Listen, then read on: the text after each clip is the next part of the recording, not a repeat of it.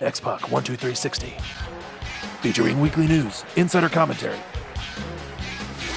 and interviews with superstars, past and present from the world of pro wrestling. A new day is dawning for DX.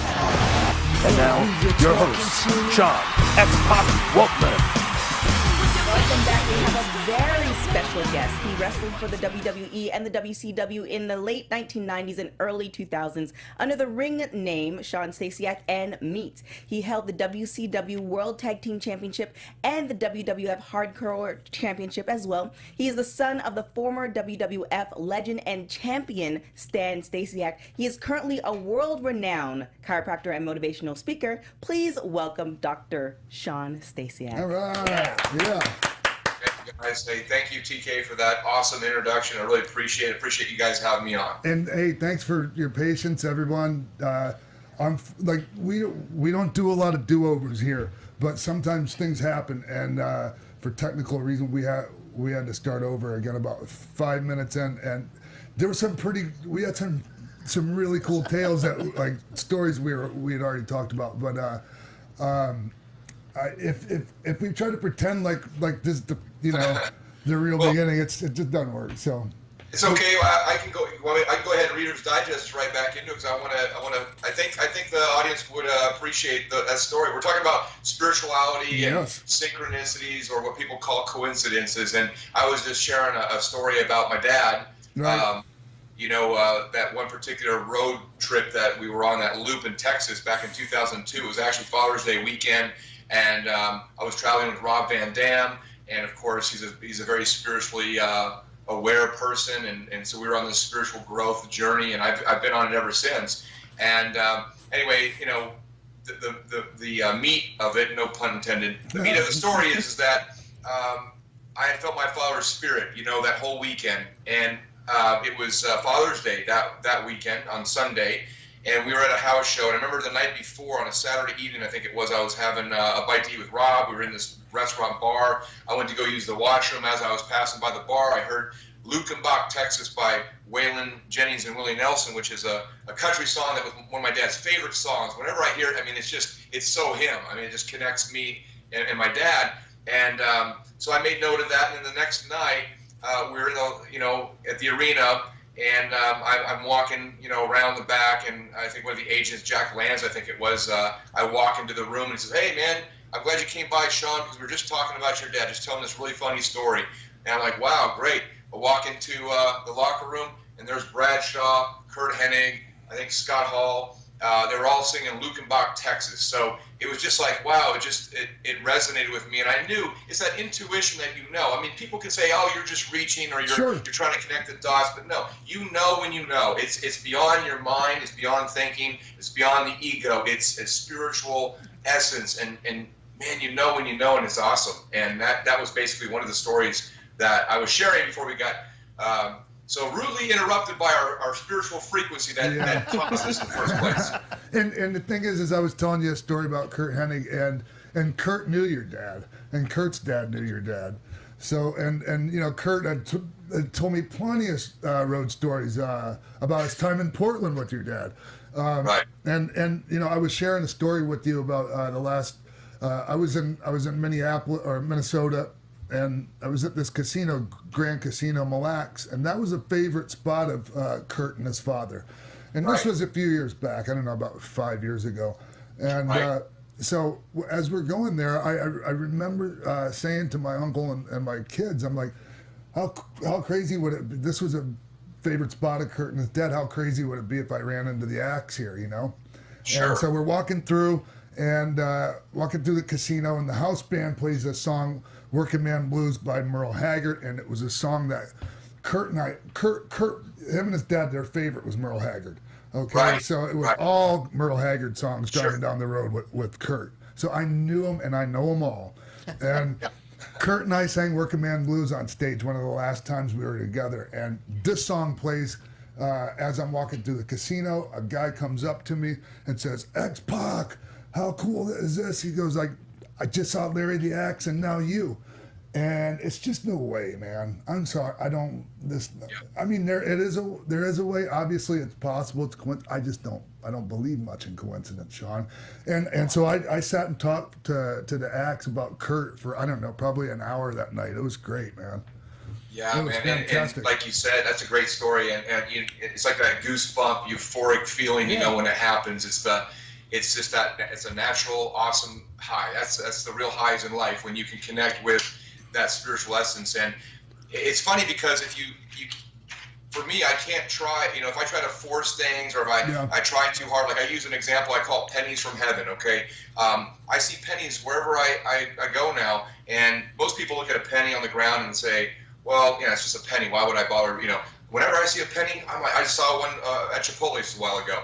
Man, I grab that thing and I hold it up and I show my gratitude to the universe. I'm so grateful and thankful, because how can divine or a universe bless you with more if you take a single penny for granted? The universe doesn't know the difference between $1 million plus or a single penny. It's an energy. And that's just what I believe in, you know. And go ahead. I know a lot of rich people that will not walk past a penny and not pick that sucker up, Shawn. Yeah. And I'm not sure if that's a spiritual thing for them or not, but they get it too. You know. Well, I got to tell you, I mean, since I've been doing that, I'm telling you, I've documented on Facebook Live. Some people probably think I'm nuts or I'm making it up, but I swear to God, I'm not. And now I'm finding more quarters and nickels and dimes, silver. I found a $1 bill a couple Sundays ago at the mall. I even found a $20 bill at one of my friend's birthday parties. I know it fell into someone's pocket, but why did I see that? Why? I feel like I'm manifesting this, you know. Maybe. And so my whole point of the moral of the pennies from heaven is just not taking anything for granted, and realizing that money is just an energy. It's a conversation that you have with yourself about money, and that you can manifest. You know, again, how can you be blessed with more or abundance if you take for granted the littlest things, you know? And so it starts with a penny. And that's just a story I wanted to share. And you know, I think you were touching on it a second ago. It's like things that manifest, and like I believe that we create our own reality, man. Like from the time I was 10, Shawn, I tell this a lot. I knew I was going to be a wrestler, and I focused on that, and that was my vision and my dream, and therefore it happened, man. And I think we all can do that, Shawn. All of us, man. I do too. Of course, it's a never-ending learning journey, is what I call it. I mean, you know, when I started discovering this like, I guess, how would you classify this? I guess the genre would be modern day spirituality, or spiritual enlightenment. You know, I guess. Yeah. Well, I'm not religious. You know, no. I grew up Catholic. I guess I live here in Dallas, Texas, so it's kind of the Southern Bible Belt. And I'm not here to bash any religions or ideologies. Right. I mean, whatever your belief is, your belief. You know, as long as you're not flying, you're blowing yourself up and killing people and flying planes into buildings. That's a little far-fetched for me. But I mean, kids, as far as most religions. Pardon? I was just going to say, are messing with little kids and things like that in the name of religion. Yeah. But most religions, you know, I think there's a overall consensus principle, and that is just to love your neighbor, to be kind, to help others, to be grateful, be giving and loving, and that's really, I think, the premise of most religions. Some of the rituals and things that these different religions do, I just scratch my head, and it just seems so silly to me, because as my spiritual awareness grows more and more, my innate, which they say, you know, God speaks to you in your heart, God speaks to you in silence, and I feel like I gain wisdom and insight from that. Yeah. I believe that we're all capable of tapping into the one source that we're all from. Sure. This is just a temporary vehicle, this body, this vehicle, you know, this, the materialistic world. And so, man, we're getting pretty deep here. This is like some of the deepest stuff you can get into, but I'm fascinated with it, and I'm, as much as, like, you know, 10 years ago when I was discovering and learning, I was like, wow, I didn't know shit, you know. 5 years prior to that, and then every 5 years it's like I look back and go, man, I didn't know shit. I just keep gaining more and more wisdom. So I just think you just continue in your life journey. You, as long as you're open to that and you seek that knowledge or insight, you just become more and more advanced and aware. So, you know? Yeah, man, absolutely. And Shawn, you know, I talked before we. Anyways, I won't go there. We were talking. Okay. I just kind of got messed up because I was going to talk about us having to do take 2 here, but I don't need to keep talking about that. But I just did anyways. I think they know we did a take 2 and a 3 and a 4. Okay. But we're here. We're on. All right. We were talking earlier, and I was telling you how great it is for me to see you being so successful as a doctor of chiropractic and a motivational speaker, man. And when I met you, Shawn, like, what it was like in the late 90s, looking back on it, like I remember us talking a lot, and you used to talk about your father a lot, and I didn't realize back then that it was just a fresh passing still. You had just lost him not that long prior to me meeting you. Yeah, I think it had been about maybe not even a year that I had lost him. In fact, the story goes, I created when I was growing up, you and I are probably relatively the same age, and we never got a chance, Shawn, to really. I will say this. I don't want to get off topic, but I did want to get this point out real quick. We didn't really get a chance to know each other super well, but I feel personally, and again, I keep reverting this to the spiritual component of things, but I always felt like connected to you, man, in the sense that if we spent more time around each other, that there was something, I don't know what it was, at times that were very limited that we were around each other, I felt that there was a connection there. But, timing's everything. You went your way, I went mine, and, the business is crazy in the sense, politically, sure. How you bounce around different companies and you know how it goes, right? So absolutely. The thing I remember, Shawn, is that our conversations, they had substance. They weren't just like, small talk conversations or talking about, they were talking about things besides wrestling. They were like I remember just real life things. And you talk about your dad a lot, and you had a success compared to so many, like, and just like in football, basketball, so many people don't make it. I would say you had a pretty successful career in professional wrestling.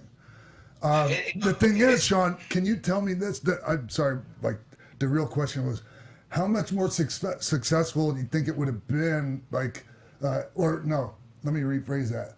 How much do you think it affected your ability to not be more successful than passing your father?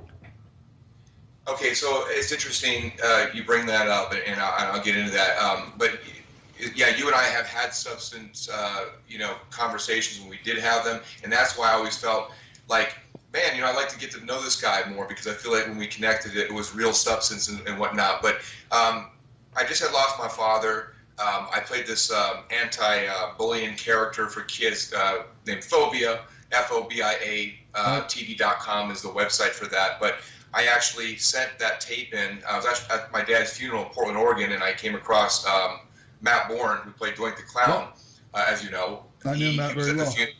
Yeah, he was at of course, his dad, Tony Bourne, and my dad were friends and worked together years ago. But he said, man, I know you just lost your dad, and it's a tough time, but timing's everything, especially in this business. He goes, and I had never been formally trained in pro wrestling. I had just graduated or getting ready to graduate from Boise State. He said, send that tape in.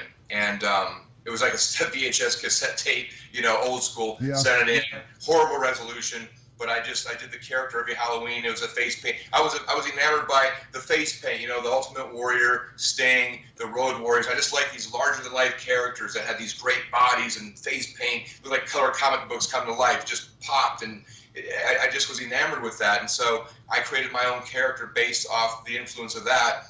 Of course, my dad, I looked up to, and guys like Andre the Giant and Kurt Hennig, for instance. Yeah. But it was really at that time, right after my dad passed in '97, I sent that tape in. Bruce Pritchard was in the in the office at the time for talent relations. Said, hey, we'd like you got a good look, you're charismatic. Come on in. I did a tryout, at the Stanford warehouse back in the day. Yep. I met Yokozuna there, and it was the first guy I hung out with was Yoko and Tom Pritchard. And, basically was trained from scratch, at the WWE headquarters, and sent me to Memphis. I worked with Jerry Lawler for about 6 months. And then all of a sudden, boom, now I've been called up to the main roster of the WWE. And so I'm giving you a little bit of background story to kind of answer your specific question about success. So it came so fast. It came so damn fast. And even though I had grown up around the business had changed since my dad was in it, right? Yes. And I also, too, I'm going to just admit this up front. I've been saying this. Back then, I think because I didn't deal with my dad's death correctly, I think I suppressed it. I think that I just put so much pressure on myself that when I got back there, I just didn't want to screw up. And now all of a sudden I'm in the back locker room with all these freaking stars, superstars, and that I had been watching for a couple years that I looked up to and was inspired by. And I was, I was kind of nervous, not wanting to let, I had this name, Stasiak, these big shoes to fulfill, and I had a lot of expectation on me. And I think in essence, as you know, Shawn, I know you've heard this, and TK yourself, you're you have a collegiate athletic background, and you can attest to this. And me with my amateur wrestling background, in real competition, but in professional wrestling, it's choreographed, but man, it's still performance and nerves, and you're dealing with what there's a lot of things going on.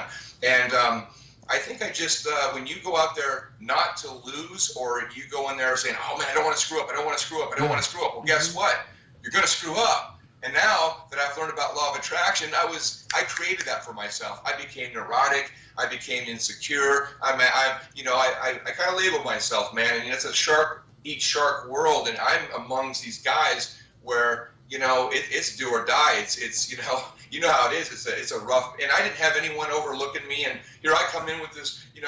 I'm well built, coming in and have this look and name and this and that, and maybe it created some, that business, Shawn, it could be one of those things where, I wear my heart on my sleeve, so I'm asking people questions, and it was just an opportunity for them just to Oh, for sure. Down. For sure. Looking back on it, like some of the things you're talking about feeds right into certain types of people in the locker room that, and that's just, man, that was the culture, man. I've been the one that's been given shit and been messed with, and I've been one of the guys that's done it too, man. Right. And it shouldn't be that way anymore, man. We can't do anything and go back and change the past, but I truly believe it's better if that's just a thing of the past, Well, do you think it goes back to what you were saying about energies? You were feeling this negative energy, and that was drawing negative energies of people in the locker room towards you, and maybe.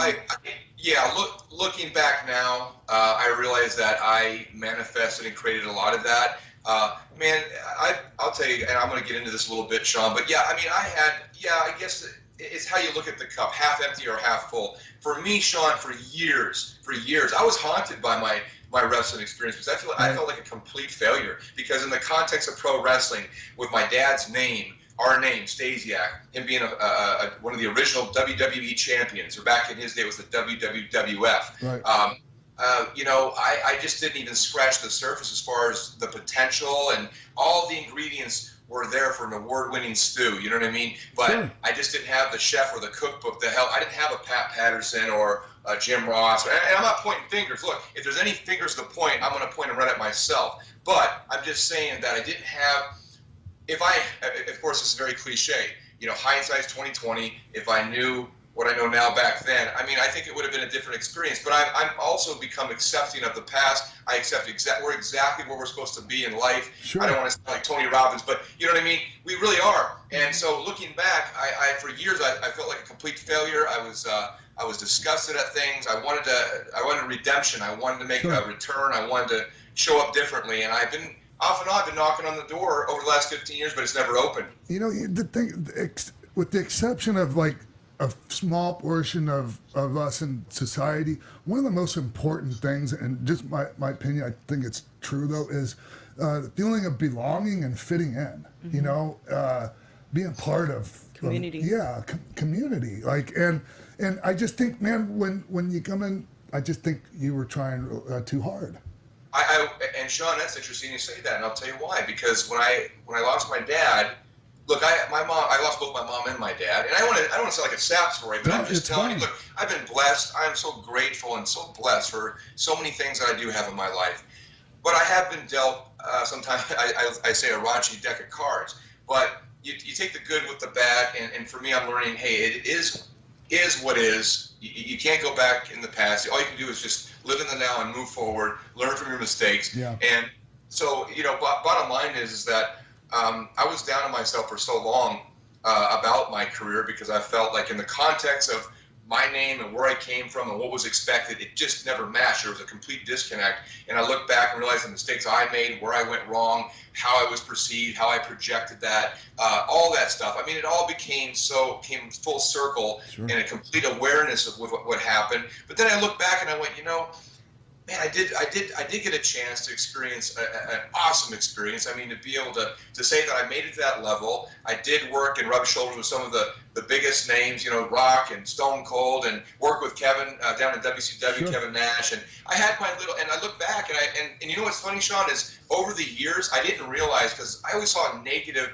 connotations to my name and just always being associated with negative stuff. But over the years, it's like maybe it's with this WWE Network, the fact that some of these young generations can go back and watch the library and learn about some of the other eras, right?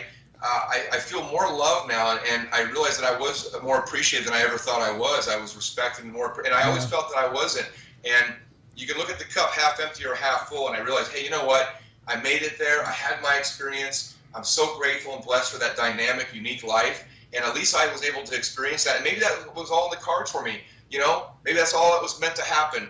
I thought I was going to be a multiple WWE champion and, Hall of Fame status and all this stuff that I had put in my head. But that was probably the pressure that I created in my head going in. Yeah, man. Yeah, well, probably. With hindsight being 2020, if you could go back, do you think you would have chose a different name and not taken the Stasiak name right away? Because I know they tried it with Meat, but it was kind of already established. Like, everyone knew you were a Stasiak. Situation. Yeah. Meat was stupid, man. That was just, I use an analogy. It's kind of like you're an actor, and maybe you have a role. They have a character they want you to play. And at that point in my career, I didn't have any leverage or position to say, well, no, I don't want to do that. No, I took what I could take, and I said, I'll just make the best of it that I know how, and I'm sure that'll fizzle out, and we'll eventually get into something that's more fitting. And right now, I'm just trying to get my feet wet. So that's how I looked at that. Just get the experience. I'm here. I'm part of the WB family. And Shawn, that's the other thing too. I don't really have family. I'm still single. I've never been married, no kids. I love kids. I'd love to have a family, but it's one of those things where, I know a lot of people who are married too, they're very miserable. So, again, take a go from that. But the point is that I think, Shawn, that I was looking to fulfill this void, this huge empty hole in my heart, my soul, that I looked at the WB, the boys, as maybe a family, and didn't realize that that gave them an opportunity to, this guy's vulnerable, he's weak, minded, I don't know. And they took it to me, and that's basically what happened, I believe. Yeah. And I didn't make some stupid mistakes and decisions on some things that were never wrongful intent. And I know that. Helped my career. I know that. Do you want to talk about any of that, Shawn? I don't care, man. I mean, it follows me wherever I go, so I just embrace it now. And first of all, I want to go backwards for just a bit when you're talking about some of the things you read about yourself and I can relate to reading things that you don't like about yourself. But the thing is it's our story, Shawn, and we don't have to let other people write it. And it's not too late to take control of your own story and write it yourself. And you understand what I mean? Absolutely, yeah. No, I mean. Well, here's the, and that's, so I realized years later, even up to this very day, that I'm very accepting of everything, the good, the bad, the ugly, everything, and realize we're exactly where we're supposed to be. And our life really is, Shawn, it's like a movie or a book. Wrestling, God forbid, I hope I'm here for at least another 30, 40 years, because there's some things that I want to accomplish on this planet to make a difference in this world. I want to leave a legacy that's when I pass, my time is up here in this physical form that I know it. I want to leave a legacy of who was Shawn, and I don't want to be defined as he was the wrestler, or he was even the chiropractor, or he's this one of I want to get into that before we get off the air here. Right. I'm creating a new brand. I'm starting a brand new chapter in my life where I'm taking every chapter of my life, the wrestler, the fitness guru guy, the chiropractor, all these things, and I'm culminating into this next chapter. This next chapter really is going to be the sum total of what my experience has been up to this point. So we're the authors of our own book. We're the producer and director of our own movie. And I love to use that analogy. I love that analogy because I connect with that so much, and a lot of people do when you think about it that way. I was just a guy that happened to, in one of the chapters in the book, was professional wrestling. That doesn't define who I am. It doesn't define who you are, you know? Yeah. And so that's just something that we did, that we happen to have a talent for, and we had a knack to do it with the right personality and so forth. And we had that experience, and you honed your craft and you became good at it. And that's just something that you happen to do. Shawn, by the way, I mean, I'm looking at you right now, and you look great. You look fantastic. You're in great shape. I'm doing the best that I can do too as I age. It's like the glue that's kept us together, right? Oh You yeah, look man. amazing. Yeah. How old are you now, Shawn? Oh man, I'm going to be 47 in a couple months in July. I mean, I'll be 45 in July. What was your birthday? July 21st. Okay. You're in July, aren't you? I'm July 13th. But, yeah, see, I told you that's why there's some connection here, man. Yeah. Hey, so Mark, check this out. You know that video that where you see Shawn with his father and all that? That's, oh man, I never saw that before last night, and it's so cool. That was the clip I sent, right? A video, the comeback story idea. Yeah, really man. Good. Really cool. Can we show a little bit of that in the background as we're talking about this? Sure. Just give me a sec. Yeah, sure. Damn. You know what? That kind of threw me off here. First off, you both look amazing. Thanks. So, that's what threw me off. The compliments. I love TK, by the way. She makes me feel so good. Thank you, TK. You're awesome. No, you guys putting in the work. There's a lot of people who are your ages that don't just kind of let it all go. So definitely kudos to you for putting in the work. Well, both you guys. thank you. It is a lot of work at first. It doesn't feel like work anymore, though, man. It just feels like how I live my life. I don't know about you, Shawn. Lifestyle. Yeah, it's part of your life, and I tell people all the time. I try to encourage people.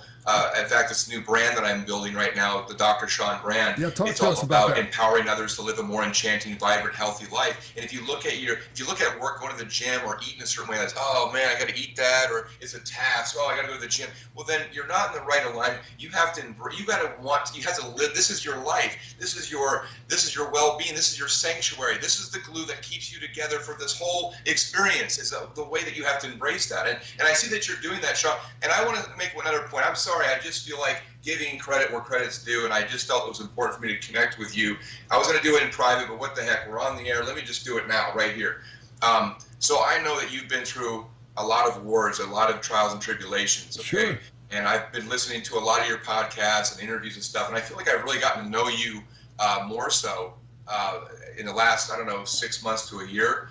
And Shawn, I just want to commend you and acknowledge you for the changes you've made, not just physically with your body, but just your mind and your spirit. And there was a couple moments in your life. Again, we didn't know each other super well, but I always cared about you, man. And deep down, I've said prayers, and I just love seeing you come around and turn things around, and it's really inspiring. It inspires me, man. It really does. And so I just want to commend you. The show you've got going on, the track that you're on now. Man, just keep doing what you're doing. And apart from what happened a couple of weeks, that's not my business, but it sounds like a misunderstanding, complete, chaos. But hey, I'm proud of you, Shawn. I'm very proud of you. Thank you, Shawn. And that means a lot to me, man. And I feel amazing. I really do. And my arrest, I can promise you this, they can't mess with me, man. Not my brain, or not my mind, I should say. And the polygraph already aired or no, it's not. No, it'll air. Okay, I did a polygraph segment out of sequence, and it's going to play later on. And I'll leave the. People will get to know the real truth. They'll know the. I didn't want to spend too much time on that because I figured it wasn't my business, but I had heard and in fact you had been gone for a couple days, and I was very concerned, and of course I text or. Yeah, you got an email. Man. So because I was sitting in jail. I was checking on you, man. I'm innocent, man. I didn't do it for once. And you know what's funny is I mean not funny, but I mean not because I know you. We have this connection from wrestling or whatever, but. I believe you, man. I mean, I know deep down intuitive wise that I believe. I think it's just because of. Maybe when we have a particular, we're defined by certain things in our lives of the past, which is the past. I think that people can look at the future or the present with the goggles of the past. They filter through that, so you're already labeled, right? Oh, yeah. And I think that's exactly what happened. That's why. This is why I don't hold it against anybody that doubts my story or believes, what they read. I totally get it. But yeah, man, I'm not even. Of course, it derails things a little bit. Like I can't even get into it right now how much it does. But yeah, that's fine. Up here, man, I'm just as strong as I was before it happened. Good, man. It's awesome. Well, keep that's important. That's the most important thing. Man. So, and a lot of it has I just wanted to commend you for what you're doing. Thank you. And a lot of it has to do with the things I put in my body. I don't put garbage in my body anymore, man. I just didn't realize that some of the stuff was garbage. So in that, like all the sugars. You mean like your diet? Yes, or everything, what exactly? man. Like, I eat a lot. Most of my carbohydrates come from green vegetables, and I usually eat them raw. Jimbo will tell you, I cooked for Jimbo last week. He cooked me a steak last week. It was amazing. Yeah. It tasted so good, and it was very surreal to be like, wow, X-Pac just made me dinner. I cooked myself probably 5 or 6 either beef patties or steaks yesterday. Nice. Yeah, man. I eat all day long, man. Like 6, 7, 8 times a day sometimes, and I can't keep fat on me. Can't keep it on me. You've probably been kind of a lean. You're blessed with a leaner physique. Like if you don't work out, you probably just get skinny, which is a good genetics and metabolism to have, as opposed to getting head. I'd rather have that than I have both. If I don't work out, I get skinny and fat. So. But when we take care of ourselves physically, man, our mentally, they go hand in hand and they feed each other. But anyways, enough about me. Hey, listen, when I come to LA though, I'll know where to come to eat. Absolutely, come over to my house. For sure. I'm serious. I want to come over. Shawn, we touched on it a little bit ago, and I asked you if you want to talk about this, and I only want to talk about it to talk about the things that I'm bothered by about it, and not your actions. And I can. Well, before we get what Shawn is referencing to was when you were released by WWE for recording locker room conversations. Obviously you owned all that, man. And I remember how you were about that. And it was obvious you were telling the truth and you were sincere, man, that it wasn't for any kind of purposes that people's minds were wandering and thinking that, tabloids or, there's nothing like that, man. I know it wasn't. I just, when somebody's telling the truth, man. In Shawn's Determined documentary, which I watched, I really enjoyed.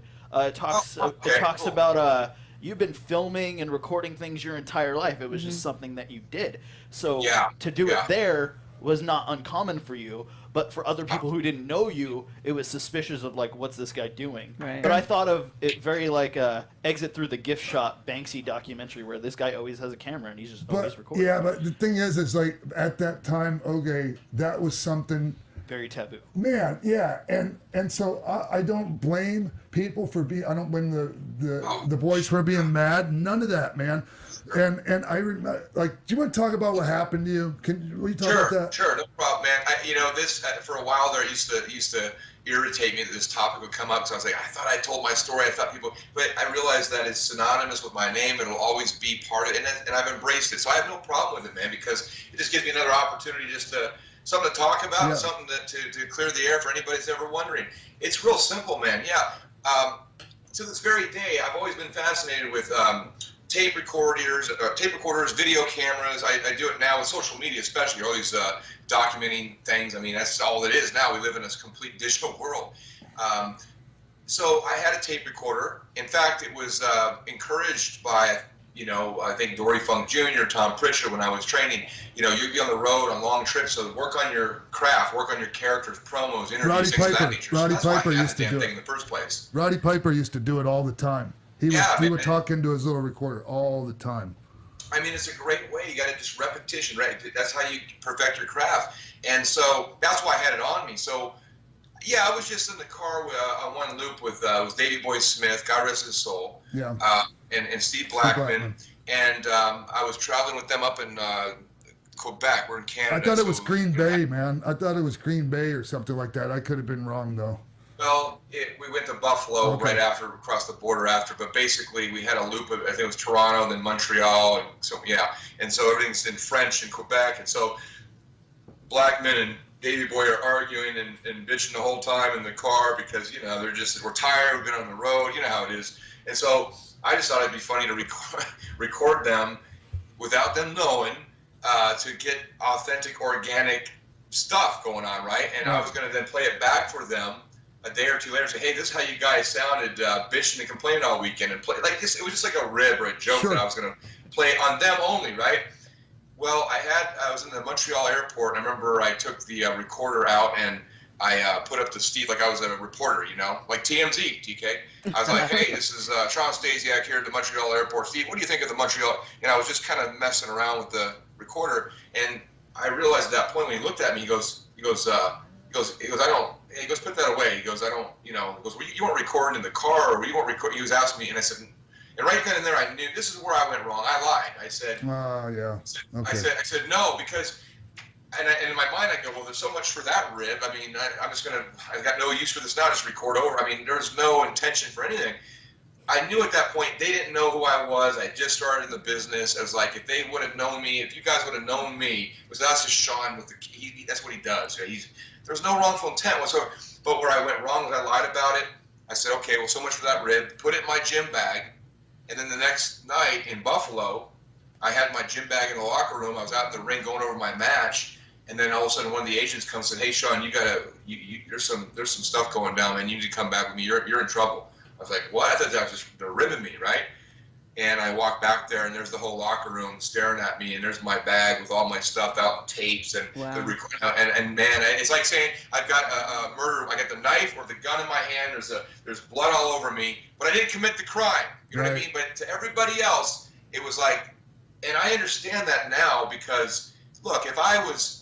Let's say that I made a return to WWE and I'm in the locker room I've been around the business now. I consider myself, I guess, somewhat of a veteran guy. I've been away for 15 years. I've done the odd show here and there, but my point is that would piss me off if a young rook came in or it concerned me. I'd say, well, I don't trust this guy. And was he recording?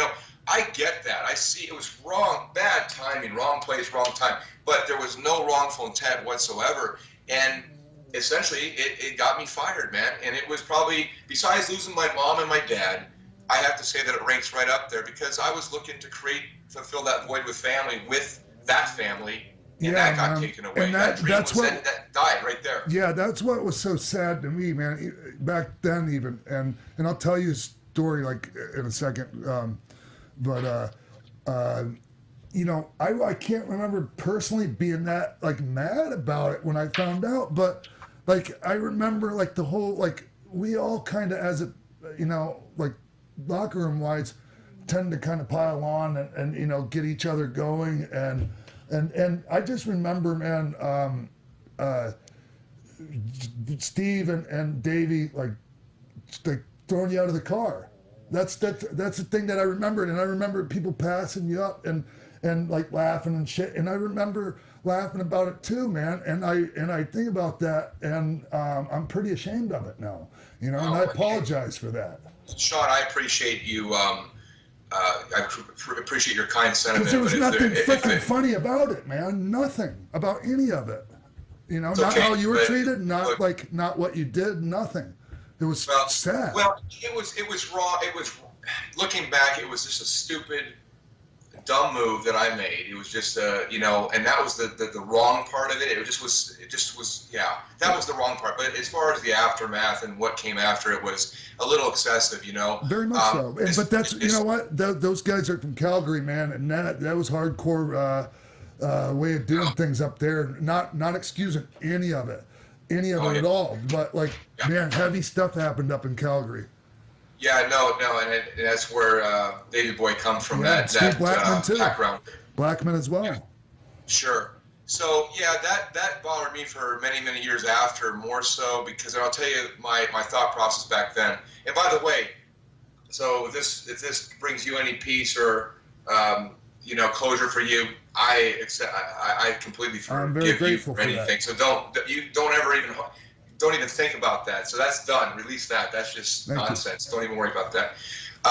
We may, there's things I've done that I'm ashamed of that I look back. I can't even believe that, it doesn't reflect who I am or my character. Sure. So that's just part of our experience in growing, and that's, no problem there. But I'll tell you. Would you say that was your darkest hour? Was that your darkest point that you had to come out of the darkness from? Oh my God, man, that was brutal because that was my whole life, man. That was all I had. I lost my family. I didn't have anybody. It's like this is my childhood dream. I couldn't even. It was like talk about a nightmare. The first night I woke up, I went to sleep and woke. It's something.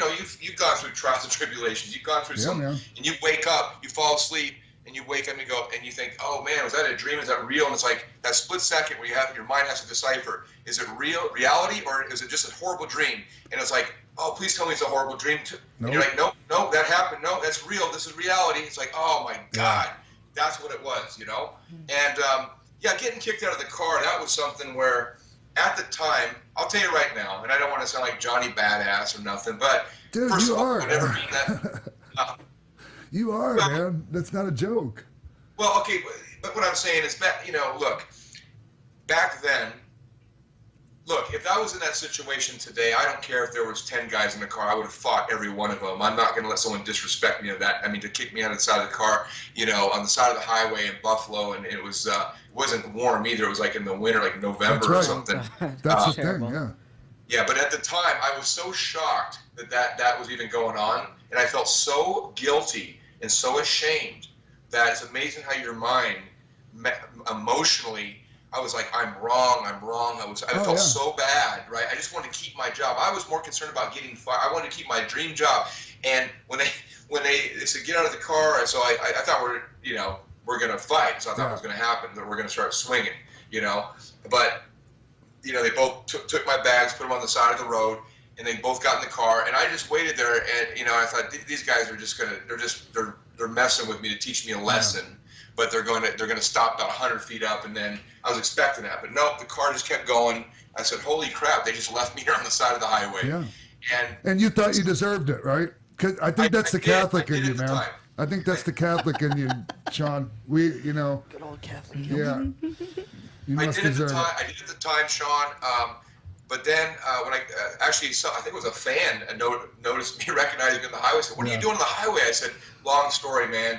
Can I get a ride?" And they gave me a ride to the hotel, and the thoughts crossed my mind. When the time I got to the hotel, I was now getting pissed off. I was thinking, I have a decision to make here. I know where they're at. We're staying at the same hotel. Do I knock on the door and say, shit's on now?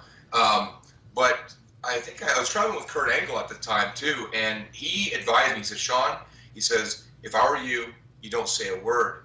Don't put it over. You go to your room." I looked up to Kurt too, because I was an amateur wrestler. I have a background in amateur wrestling, and so I looked up to Kurt. And so even though he was a rookie, his first year in the business, I still I listened to what he said. He kind of was a filter for me, and so I said, okay, all right. So the next day I showed up to the arena. I went right up to Steve and Davey Boy, and I shook their hand, and I said, "I'm sorry," and I didn't say nothing about the being kicked out, but boy did I want to, man.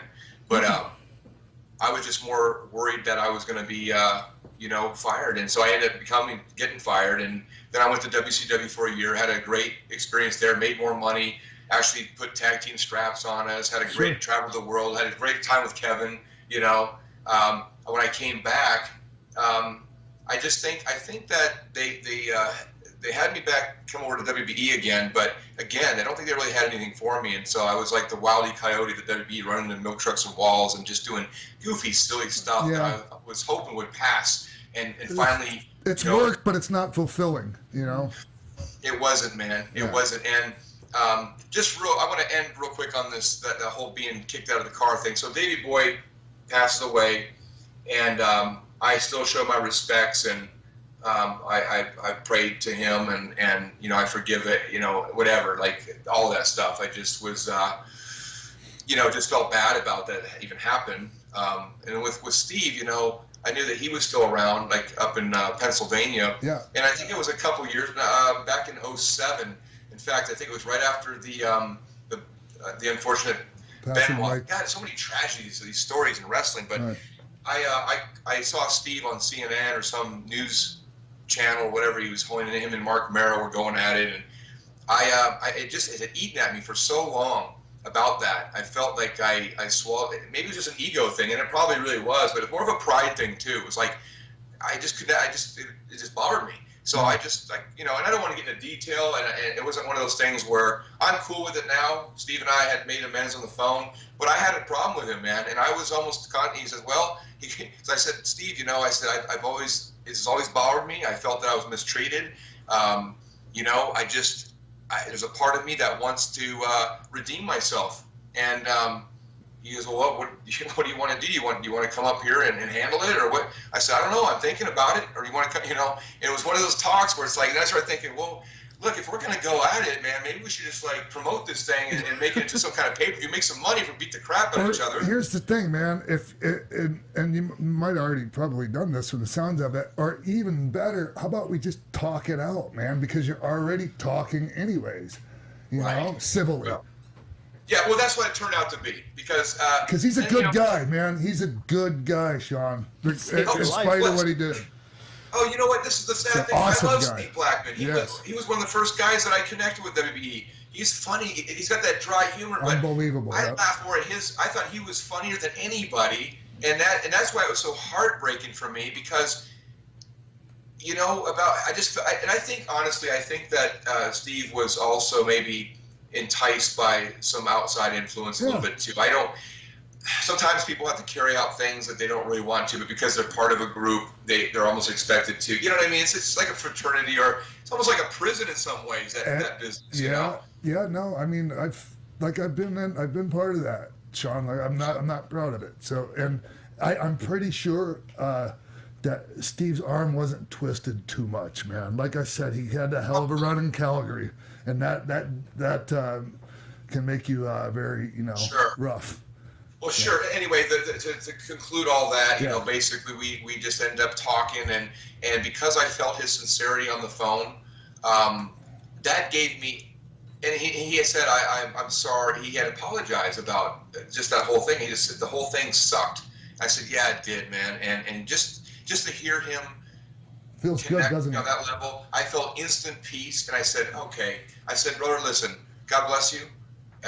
You know, take care, and I wish you all the best, and that's it. I'm done with it. It doesn't bother me at all now. So that hole that's just eaten away all those years is filled automatically, right? Just instantly with one conversation. Yeah, I know, it's amazing, because you're thinking aggression, and, you know, I don't consider myself a violent person. I know that we all have that potential in us. I mean, there's some wonderful people in the world that are in federal penitentiaries that snap for literally 15 seconds. And did something horrific, and they regret it right away. It's like, well, you know, that I have that side to me, and as I've gotten older, I remind myself more like my dad. My dad was a beautiful, loving man. Everyone loved Stan, but he had a mean streak, man. And I'm starting to see.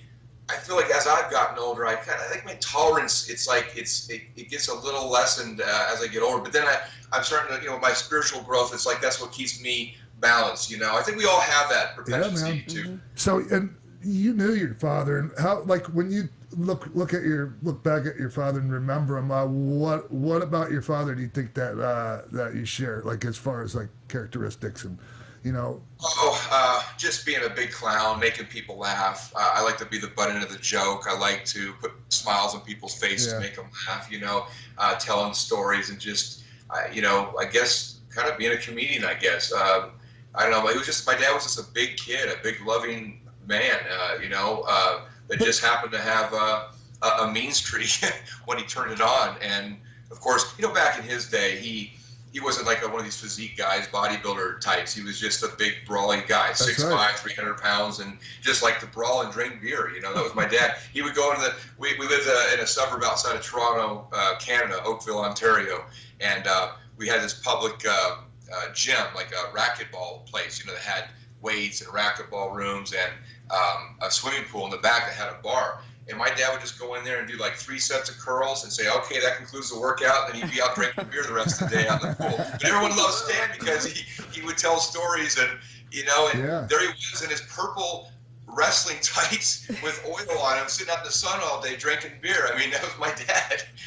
Hey, it seems like you got to spend a lot more time with your dad than a lot of sons of professional wrestlers. Say that one more time, Sean. I'm sorry. It seems from listening to your your fond memories and stories of your dad, it seems like you got to spend a lot more time with your father than a lot of other sons of wrestlers that I know. I would, miss seeing him, maybe 6 to 8 weeks at a time. Like if you went away to Puerto Rico or maybe Japan or whatever. But remember, when I was growing up around my dad, that was during the territory days. So, I think you kind of grew up around that, right? Yeah, man. Florida. From Minnesota? Well, Florida. Yeah. Championship Wrestling from Florida. Okay, so like, if you know this, but just for the audience or listeners, basically in those days there was territories like Don Owen had the Portland, the Portland territory, Pacific Northwest. Roy Shires had San Francisco. You had Paul Bosch had Houston, the Von Erichs right here in Dallas, Texas, Sportatorium. You had Florida. You had Vern Gagne's group up in Minnesota. You had Vince Sr. in the New England, New York area. So there's all these territories. And so how I explained this, Shawn, is like I almost felt like a carny, like a circus, part of a circus, because we would go to, and that's why I was yanked in and out of school districts my whole life. Never grew up in one area, and it was always the outsider in school. I was, victim of being bullied too, because I was always a skinny, frail kid. And then, of course, my dad was always a heel. And back in the 70s and 80s, TK, they didn't. The business wasn't exposed. They believed it was real, And so here, my dad's a bad guy, right? And he's beating on the Von Erichs, and then I'm at school on Monday getting chased by people at lunchtime, right? They want to beat me up. So.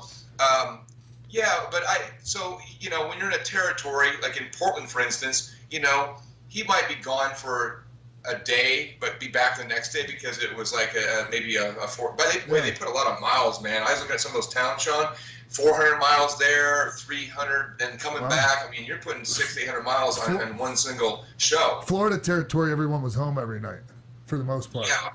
Okay. Yeah. So anyway, I got to see my dad. It was kind of a quick, see him in the morning or whatever. But then I'd go to school or whatever and come back, and then, where's Dad? Oh, he left. He went. He's on the road again. But it wasn't like it is today, or even in our, in the Attitude Era. Well, you're still working now, so I guess you're still part of this. But anyway, you're on the road. 300 days a year, 250, 300 days a year. So I think it changed a little bit. It got a little more demanding that way. But with the territories, you were traveling, but you were able to come back home and sleep in your own bed a lot of times. Yeah, man. Yeah, and that's a huge thing, man. That's a huge thing, being connected to your family. And even if it's only seeing you in the morning, seeing your kids in the morning, or it's still seeing your kids, man, and you have that familiarity. Well, in your Determined documentary, you talk about going to the Portland Arena, and that's where you would hang out with young Rocky Maivia. That's right. As a kid. Yeah. And it wasn't until like you and him were older in the locker rooms in WWE that you reminisced about playing there as children, that you realized who each other were. What other wrestlers' children were you hanging out with and spending time with, and what stories do you have of young Rock? Man, you know what? You just trying to think of that. I mean, that was interesting because in Portland, there was an area called the Crow's Nest. That's where they conducted all the interviews, and the camera crew was there, and the commentating desk, and they had the cameras, the facing the ring, of course, the hard camera.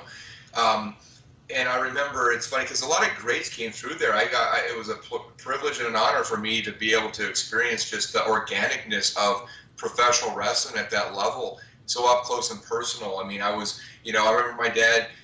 I traveled with him, and he said, "Hey, I want you to meet somebody." And I knew Andre the Giant would come to town once a year, And the way in the territory days, what they did, and Shawn knows this full well, is that you didn't want to overwhelm your stay because you want to keep things fresh. That was kind of cool about the territory, is that you'd run your course 6 months to a year, and then you'd move on, and people would rotate, and promoters worked with each other to keep it fresh, right? Yep. When the Giant came through every year, everyone made money because it was such an attraction. You don't want a Giant staying in a territory too long because then it gets spread thin. It's a special attraction every year. Here comes Andre the Giant. So there was moments where, my dad said, "Hey, I want you to meet somebody," and he'd take me back in the locker room, and then I'd look over, like there's Roddy Piper lacing up his boots and putting on his kilt, and there's Playboy Buddy Rose, and there's Billy Jack Haynes. Well, Billy came a little bit after this, but, and then all of a sudden I look over, and there's the biggest human being that I've ever seen in my life that I can't even Big Show, Paul White's a big man, giant, right? Yeah. But there was something about Andre, man, that just had this mystique. It was just, I know that he had some of the, and I say this with all due respect, he had the acromegaly, a little bit features and stuff.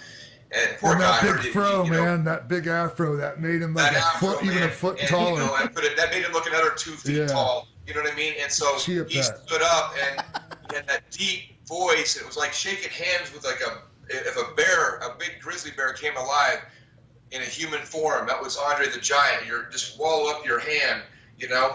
I've got stories of Andre. I've got memories of Andre the Giant drinking beer with my dad till 5 a.m. in the morning as a little kid upstairs trying to sleep and hearing this commotion, this big laugh. And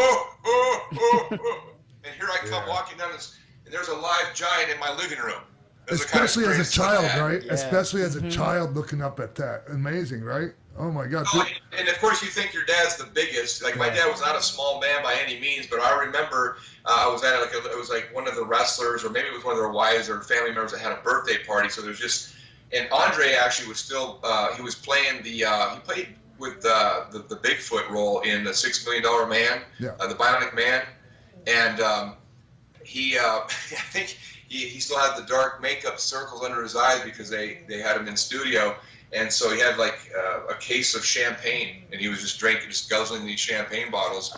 And I remember saying, "You're not bigger than my dad. You're not big." And I'm sitting on his lap, pulling on his afro, and saying we're wrestling around. And my dad's standing up, in the living room. He goes, "Shawn," he goes, "Yeah, Andre's bigger than Daddy. I'm telling you, he's a bigger guy, man." And I'm like, "No, he's not. No, he's not." And so I insisted that he stood up, and like in comparison to my dad. And as he went to stand up, he was like bent at the knees, like just like here. He's already as tall as my dad, and then he stands straight up, and there he just puts his hands around him and just looks down at my dad, like, yeah, he's definitely bigger. He's definitely a giant. So those were just great memories that I had. But yeah, with Dwayne Johnson, what's funny about that is so Rocky Johnson came through the territory, Harley Race, Ric Flair, of course Piper was he spent a lot of time in Portland. Jesse Ventura. Skandar Akbar. Well, Kurt, I don't know about Skandar Akbar. That was more of a Dallas thing for me. But Kurt came through there. I saw a young Kurt Hennig, a 19, 20-year-old Kurt Hennig. It was a lot of great names came through there, man.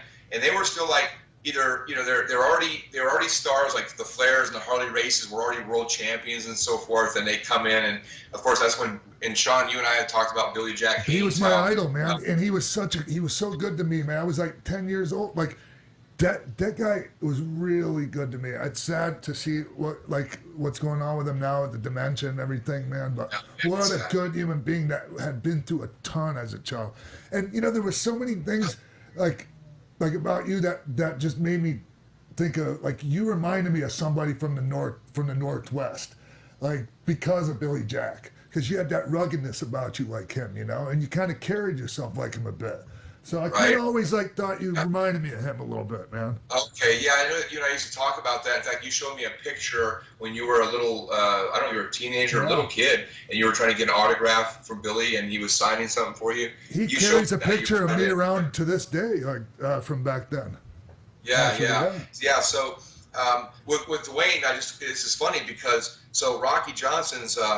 And Snuka was also someone who came through too, and God rest his soul. But so here's this kid. It was Rocky's son, right? And I didn't know him at the time. And we're sitting there. Of course, in the crow's nest, we sat next to each other. So we're watching my dad was commentating. My dad was pretty much retired at that point, or he was wrestling once in a while, but he was towards the end of his career, and so he was doing a bunch of different things for that promotion. And I remember. When the matches would end, the show would end, all the little kids, all of us would climb into the ring like a playground and just mess around in the ring. And I remember this kid, half Samoan, half black kid with a big afro. He had an afro. He just, wham, headbutted me, right? Ouch. And this big lump on my head. We were just playing around, right? And we just thought it was funny and laughed about it. My dad's like, "Hey, what's that on your head? What's that?" He goes, "Oh, that was Rocky Johnson's son that headbutted me, Dad. We were just wrestling."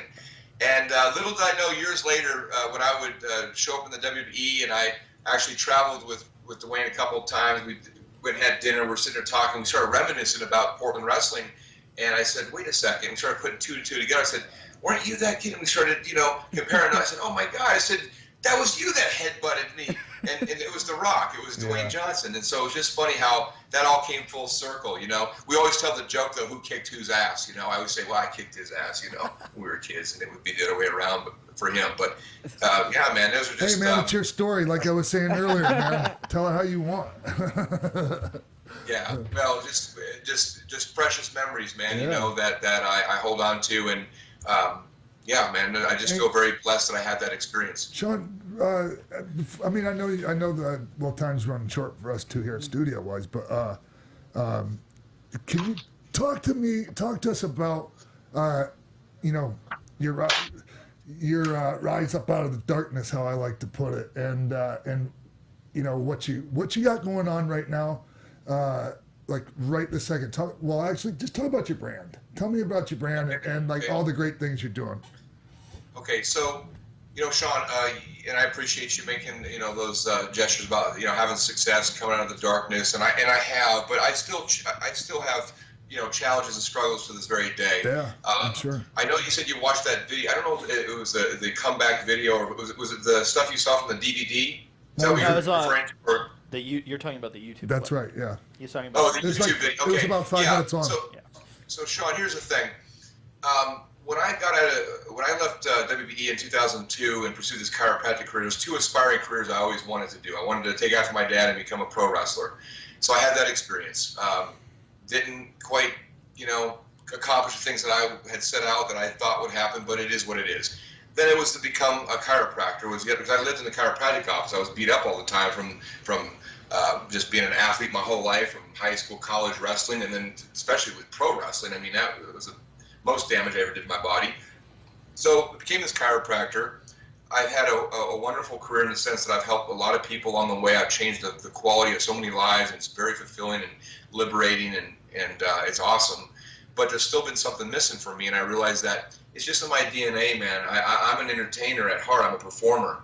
And so, you know, I still to this very day, and I say this with all humbleness. It's not like I'm saying, well, I'm going to kick sand around, and I don't want to talk about today's product. I think that there's some phenomenal athletes and kids that are out there busting their ass, but I just feel like there's some elements of the art that's been lost, and I feel like, you know, there's only so many of us around. I mean, I look at you right now and I'm thinking, man, Shawn, we need to pitch some idea, man, and maybe make a return. I mean, you'd be the high-flying aerial tactic guy. I'll be the ground and pound and just submit their ass. No high-flying aerial nothing for me, Shawn. Anyway, but my I can still do a really mean spin kick, though, Shawn. There you go. I think the only time that you and I worked together was a tag match on Raw. I have that clip. I remember it was just something real simple. It's like I shot you off the rope, duck a punch, and then you did your spin kick. I bumped for you, and then that was it. That's the only time you and I ever worked together. Oh, it's the NWO versus you, Tommy Dreamer, and Spike Dudley. That's right. Oh, yeah. Wow, what a weird combination. Yeah. And it's like you, Big Show, and Booker T is the NWO. Weird. Yeah. Yeah. We have a clip.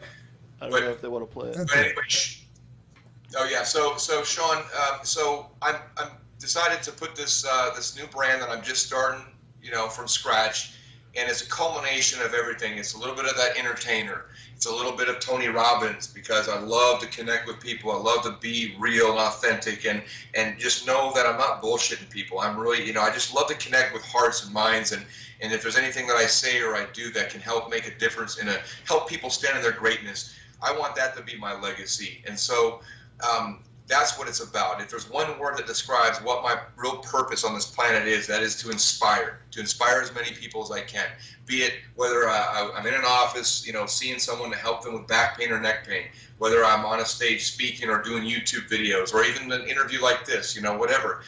Just being an everyday guy in my community. Maybe it's because I've had so many voids and holes in my life. I think that it's like a perfect fit for me to feel that true fulfillment. That's what works for me the best. So I feel like in some ways I've been custom made for this, you know. Instead of looking at life like, you know, life isn't what happens to you, it's what happens for you. That's you know, right. Tony Robbins says that. We're big Tony Robbins fans around here at AfterBuzz. Huge. He's a friend of Maria Menounos'. Love that guy, man. And you know what? I don't know if you've seen that documentary. It's called I'm Not Your Guru. Yeah, awesome, man. Oh, yeah, I've seen it many times.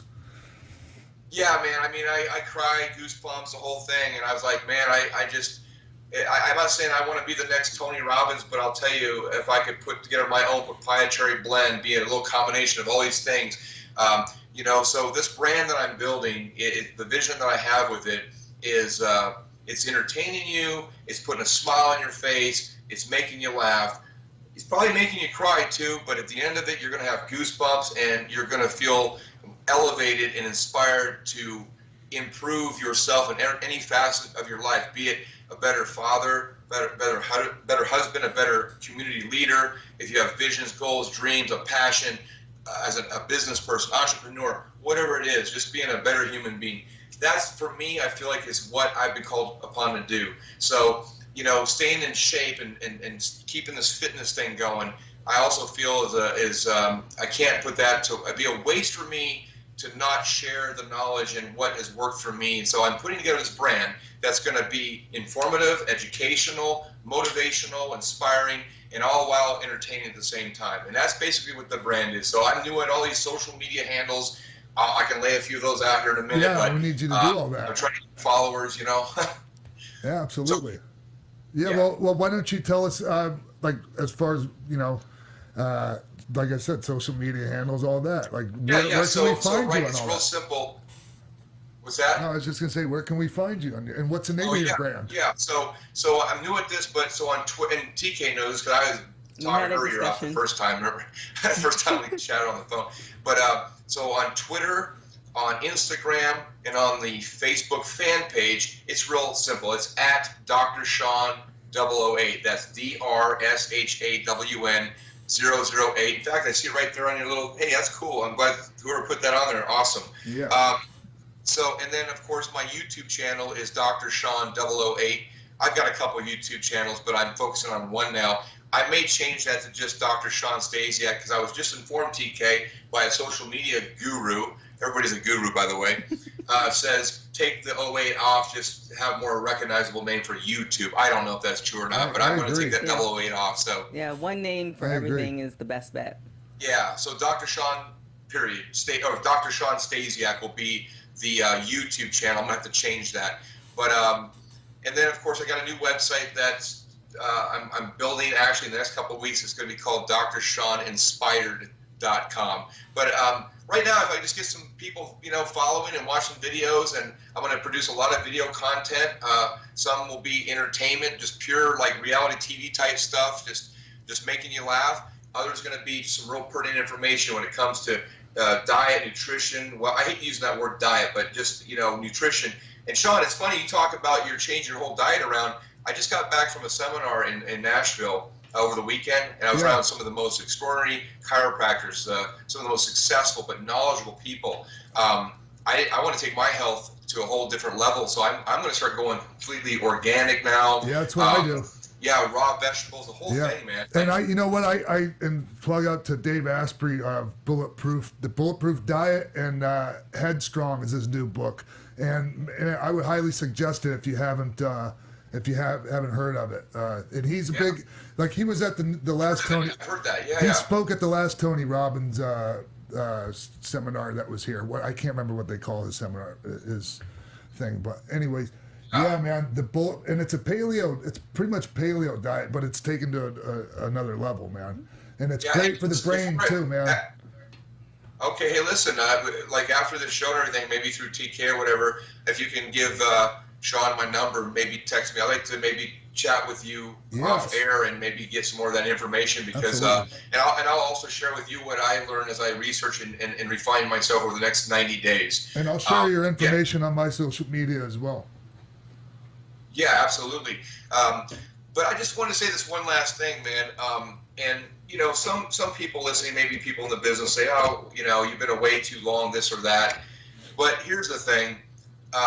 People ask me all the time, especially when I try to stay in shape year round, but sometimes we look better certain times of the year than others, right? Mm-hmm. So it's around this time you start refining a little bit. You think summer's coming or whatever. Or when I do stuff with my alter ego character phobia, I'm kind of revealed there, so I like to be a little more, just refine some things. So with that being said, I get the question a lot. I was like, man, about coming back and this and that, and redeeming myself and whatnot. that video that you saw, I think that you're referring to the comeback story about there's never been a father-son duo ever in the history of the WWE become champion, right? That's right.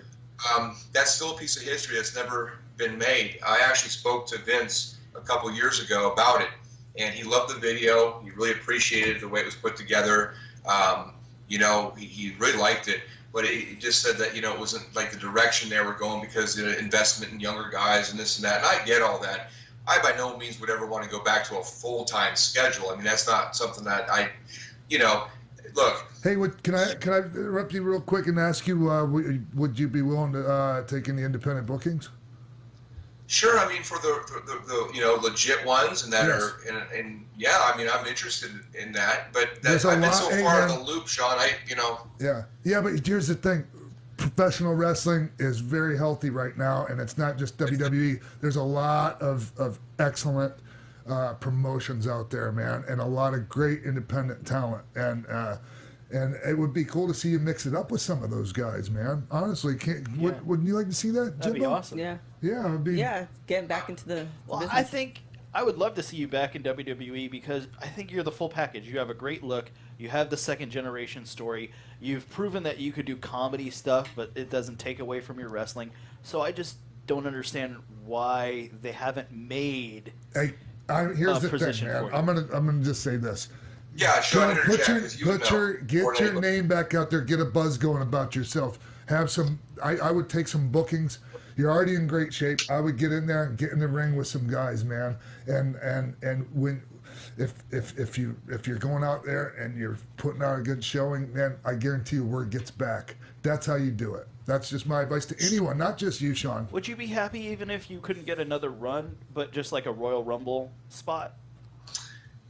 I don't know. I mean, I'm open to the right business, I mean, I'm not the same guy anymore. I mean, I'm a team player, and I want to contribute to it. Look, I would just never will waste my time or the company's time doing stupid things that don't make sense. Mm-hmm. It's just like UFC.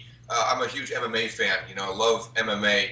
But it's the same thing with some of these fights. Like, they have to make sense. You know what I mean? Yep. Like, I don't want to just throw me out there just because I want to be back with the WWE or you know what I mean, Shawn? Like, it's got to make sense. And for me, like, as long as it's good taste, I mean, this storyline, honestly, if you want to get the most out of me, if you want to get the most authentic, raw, like when you walk through that curtain, if you want to, people, you know this. If you don't believe in what you're doing, then how is 20,000 people going to believe? Right. How are millions of people on TV going to believe you either? Never. Mm-hmm. That's right. So, I say it all the time, man.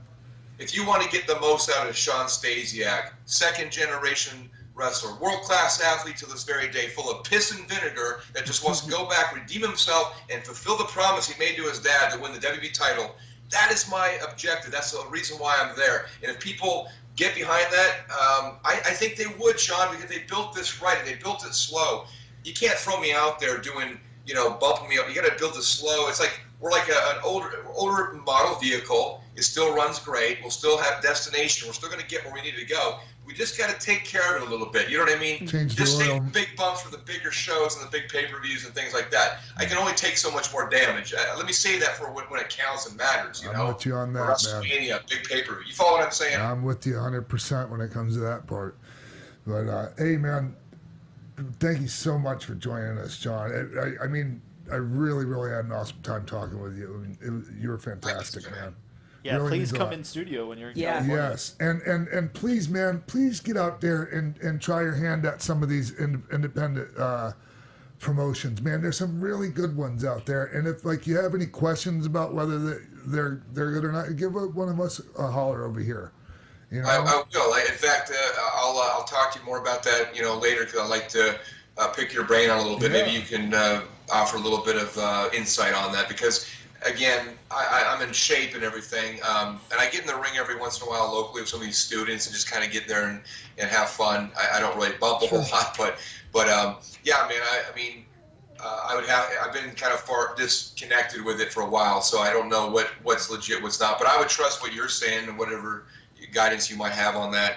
But anyway, man, yeah, I've really have enjoyed this. I really appreciate you guys having me here. I definitely when I come out to LA to visit, for sure, we'll have to connect. Yeah, man. We'll eat some but food I'll together, definitely man. do a follow-up or something. We'll eat some food together. That's my We got drug so now. much is more food. stuff to talk about. Yeah, for sure. So, all right, But man. there is a chance, Shawn, there is a chance that if I do come out and you're cooking up a meal and stuff, I may have to document it for social media, like one of these reality little episodes I'm doing. That would be really cool. That'd be fun to collaborate, Of course. Absolutely. You're more than welcome to film me cooking you food, Shawn. All right. Have a good one, man. Thank you so much, Shawn. Hey, God bless you guys. Shawn, God bless thank you you so too, much man. for having me on here. I really enjoyed Thank you. it. Thank you, guys. Shawn you. Stasiak, everyone. Yeah, Hell Planet yeah. Stasiak. Yes. Yes. All So right. good. Well, we're going to take a break real quick, and we'll be right back. Hey guys, Maria Menounos here. We want to let you know about my new show on SiriusXM Stars Channel 109. It's called Conversations with Maria, and it's live Monday through Friday at 10 a.m. Pacific, 1 p.m. Eastern. Go to conversationswithmaria.com for more info. Buzz you later. We're back here on X-Pac 12360. That was our interview with Dr. Shawn Stasiak. Doctor. Such an amazing guy. Yeah, a lot of really cool things that we talked about that just aren't, your typical wrestling things. I mean, we could have talked about who, favorite opponent and, favorite match, all that. But, man, I really enjoyed just talking about, like, real life things, like, and having it mixed with the wrestling. Yeah. I hope you all, like, listening and watching enjoy it, too, man. I could talk to him just about spiritual stuff for an hour alone. Yeah, and a lot of that just seems kind of crazy when it's just touched on, briefly like we were, because that's a whole different kind of show. Right. Yeah. But man, there's really a lot to that, man. I really truly believe that, and a lot of people out there Well, listening have had things, have experienced people that these believe things. it have those experiences. Yeah. Like as soon as I was listening to him and talk about the pennies, I know Fern, who's a host here, she wrote a book, Better in the Morning, and her book is about how her grandparents guided her through life after they passed on, and one of the things is like anytime she sees a penny on the ground, that's her grandpa's way of being like, hey, I'm with you. And for those that don't believe in that kind of thing, or whatever, it doesn't Teach you it doesn't offend me. Like, even if you think I'm not You're a psycho. it doesn't offend me. I get it. I understand. You just haven't experienced these things yourself. It's noticing them. Like they're there. You just have to pick them up. They're always Catch there. on 'em. It's not Always. even beyond the spiritual side of it. It's just taking those experiences that happened in life and applying it to something positive aside, other than harping on it and letting that eat you, and then there's nothing after that. That's right. So, I mean, definitely like very motivational. Yeah. So Such a thank good you deal. so much, Shawn, again. Before we go, I just talk about Well, we got Get High Watch Wrestling coming up. Get High Watch Wrestling. May 26th at Cinefamily. That's right. And I just want to thank Doug Benson for having me on the show earlier today. And it's called Get Doug with High. Is that going to air today? Yeah, it's already on iTunes. Awesome. Oh man. You're a very popular guy. Yeah, Ron and I were there. And Chris. Man, I hope he's not listening. Anyways, yeah, I had a great time on there. I had a great time. It was fun. Good It was stuff. fun. Yeah, and Doug, Doug, I don't think he'll be at this next one, but he's coming and he's going to do one of the future. One of the next ones. I want to do it. Awesome. Yeah, well, you please come. I hope you're I coming. can. I'm gonna be at Yeah, the but we're CrossFit gonna Games. change. We're gonna change the date after this to like a Thursday, Okay. Wednesday or Thursday, so All right. more people will be able to come. Because a lot of my friends are wrestling and are doing Out of shows town and somewhere. doing other Fridays, things. Saturdays. So, hard to get booked that all day. right, well, Money makers. so that's pretty much it, man. And you guys have already seen or heard the polygraph segment that we aired or that we recorded before we did the interview with Shawn. And I know I'm telling the truth, and I hope this, people that like I said, I understand people not buying my story, but I hope this helps them a little bit more when it comes to that. I know I got kind of emotional at the end just because I knew, I know I'm telling the truth, and this is really I've been kind of not selling it like wrestling terminology, but man, this is a pretty heavy thing I've been accused of. Of course, after all your hard work to get out of the darkness, yes. something trying to pull you back in that could easily just ruin everything you've worked so hard for. And so I'm not lying, and somebody else was just mistaken and they're not lying as well. That's all I can say about it. And I just hope. I'm positive this is going to be. I have a hard time believing that it's going to end up in a courtroom at all. Yes. At all. So, all right, that's enough for this week. And thank you, TK. Thank you, Jimbo, and thank you, Mark. Thank you all so much. Yeah. And thank you, everybody listening and watching at home. See you next week right here on X-Pac 12360. Ciao. AfterBuzz TV.